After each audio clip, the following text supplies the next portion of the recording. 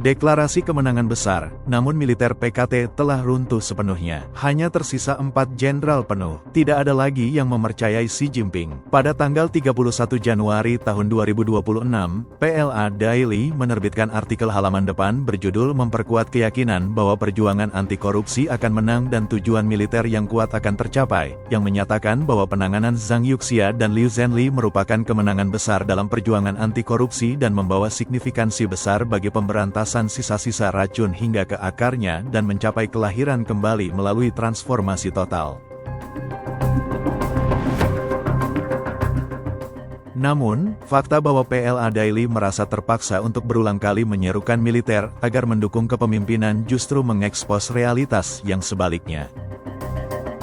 Xi Jinping telah gagal mengamankan dukungan militer. Sebelumnya pada tanggal 25 Januari surat kabar tersebut telah mengeluarkan seruan tumpul yang mendesak seluruh perwira dan prajurit dari seluruh angkatan darat untuk mendukung teguh keputusan Komite Pusat Partai. Namun, tidak ada pernyataan kesetiaan kolektif yang menyusul dari berbagai cabang layanan atau komando teater utama. Di saat yang sama, media sosial dibanjiri video yang menunjukkan pergerakan skala besar kendaraan militer di berbagai provinsi, intensifikasi aktivitas pesawat militer, dan bahkan suara yang diyakini sebagai tembakan atau artileri. Bahkan yang lebih mencolok adalah apa yang terjadi setelah penahanan Zhang Yuxia. Naskah familiar dari pembersihan di masa lalu, tampilan kesetiaan yang terburu-buru, upaya panik untuk menarik garis pemisah, dan kecaman yang sinkron gagal terwujud. Sebaliknya, seluruh sistem tergelincir ke dalam sikap ragu-ragu yang waspada, bahkan keheningan kolektif. Hal ini mencerminkan realitas yang tajam di dalam sistem itu sendiri. Legitimasi politik dari penangkapan Zhang Yuxia dipertanyakan secara luas. Sementara itu, sebuah daftar yang beredar daring mengklaim bahwa beberapa jenderal Tentara Pembebasan Rakyat (PLA) telah jatuh atau hilang di bawah Partai Komunis Tiongkok. Menurut sebuah unggahan oleh blogger Overseas Revelations di platform X, setelah Kongres Nasional ke-20 PKT, terdapat 42 jenderal aktif. Setelah pengumuman resmi jatuhnya Zhang Yuxia dan Liu Zhenli, jumlah jenderal yang secara resmi diumumkan jatuh telah mencapai 15 orang.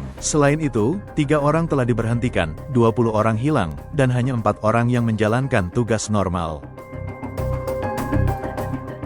15 orang yang jatuh termasuk gelombang pertama pada tahun 2023, Li Shangfu dan Liu Zhajun, 9 jenderal yang jatuh sebelum sidang pleno keempat pada Oktober tahun 2025, Wang Renhua dan Zhong Hong yang diberhentikan sebagai deputi NPC pada Desember tahun 2025, serta Zhang Yuxia dan Liu Zhenli yang diumumkan secara resmi pada Januari tahun 2026. Daftar tersebut menunjukkan bahwa 4 jenderal yang masih menjalankan tugas normal adalah Wakil Ketua Komisi Militer Pusat (CMC), Zhang Shengmen, Komandan Teater Timur Yang Xian, Komandan Teater Pusat Han Yan, dan Menteri Pertahanan Dong Jun. Ini berarti bahwa lapisan kepemimpinan puncak PLA pada dasarnya telah dikosongkan, menyisakan struktur komando yang lebih bersifat simbolis daripada fungsional. Komentator Wang He mengamati bahwa dalam keadaan normal, jumlah jenderal penuh yang aktif seharusnya berkisar di angka 30. Keruntuhan saat ini ke tingkat ekstrim tersebut menunjukkan kerusakan struktural yang mendalam pada sistem militer. Pertanyaan intinya, argumennya, adalah ini, setelah pembersihan yang begitu menyapu, siapa yang masih berani dipercayai Xi Jinping di dalam militer, dan mengapa militer harus mempercayai Xi Jinping sama sekali? Sejak PKT merebut kekuasaan, tingkat kerenggangan dan ketidakpercayaan antara Ketua Komisi Militer Pusat dan Angkatan Bersenjata kemungkinan besar belum pernah separah ini.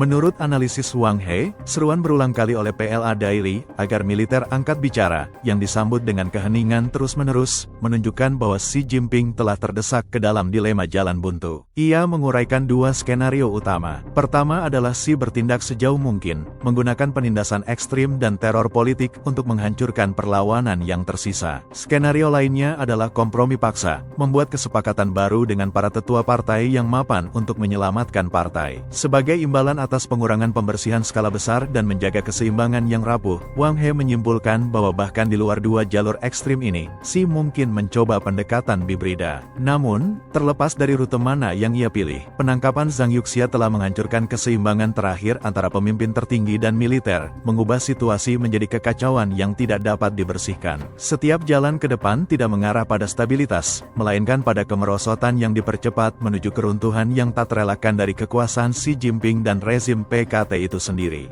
Dengan jatuhnya Zhang Yuxia, diskusi telah meningkat mengenai arah politik masa depan Tiongkok dan nasib pemimpin PKT Xi Jinping. Pada tanggal 1 Februari akun Quantum Leap mengunggah di platform X yang menyatakan bahwa mengenai situasi PKT saat ini, banyak orang belum menangkap poin kuncinya. Musuh terbesar Xi Jinping bukanlah kelompok Zhang Yuxia dan Liu Zhenli, melainkan fakta bahwa perintah transversi telah menjadi tidak efektif. Ketidakefektifan ini semakin cepat, yang pada akhirnya menyusut menjadi hanya satu titik di Zhongnanhai. Hari kiamatnya akan tiba seiring dengan layunya perintah transfernya.